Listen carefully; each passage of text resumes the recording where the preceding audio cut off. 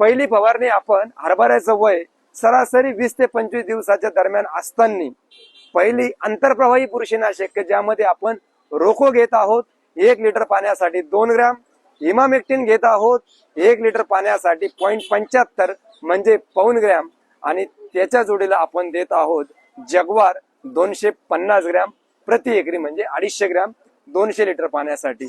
आणि पुढची जी फवारणी आहे ती सरासरी घेणार आहोत आपण 40 ते 50 दिवसाच्या दरम्यान। ह्या 2 फवारण्यांचं नियोजन आता मी आपणास दिलेलं आहे।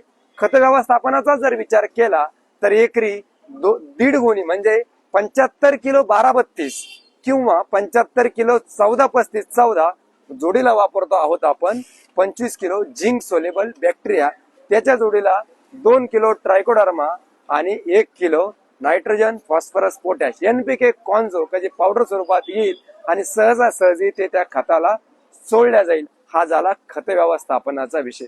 तर शेतकरी मित्रांनो, अधिक हरभऱ्याच्या उत्पादनासाठी आपल्याला या सर्व गोष्टी सांभाळायच्या आहे आणि हरभऱ्याचा महत्वाचा शत्रू असतो तो म्हणजे मर। ही मर 2 टप्प्यात हरभरा पिकावरती येत असते, ते म्हणजे सुरुवातीच्या पहिले 15, 20, 25 दिवसात येणारी मर ज्यासाठी आपण बीज प्रक्रिया करत आहोत आणि पहिली फवारणी रोकोची आपण घेत आहोत। दुसरा जो टप्पा असतो मरचा सरासरी फुलकळीतून घाट्यात रूपांतर होत असताना एक हरभरा पिकावरती ही दुसऱ्या टप्प्यातली मर येत असते। तर ही येऊ नये म्हणून पुन्हा एकदा ॲलेट सारख्या आंतरप्रवाही बुरशीनाशकाची आपल्याला त्यावेळेस कीटकनाशकाबरोबरती फवारणी करायची। अत्यंत साध्या टिप्स या हरभरा उत्पादनामध्ये असतात। पाणी व्यवस्थापन हा अत्यंत महत्वाचा मुद्दा असतो।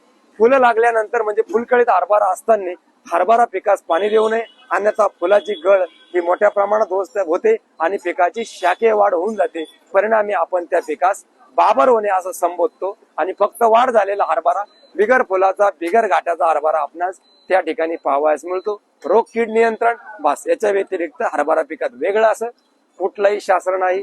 धन्यवाद भाऊ, आपण इतक्या लांब आलात। यथोचित सन्मान आम्ही आमच्या संस्थेच्या वतीनं आमच्या तालुक्याच्या वतीने आपला केलेला आहे। असं सदैव प्रेम या तालुक्यावरती या संस्थेवरती आपलं असावं हीच राष्ट्रसंत सद्गुरू जनार्दन स्वामी आणि श्रद्धा सबुरीचा मंत्र जगापर्यंत पोहोचवणारे साईनाथांच्या चरणी आपण प्रार्थना करतो। धन्यवाद सर।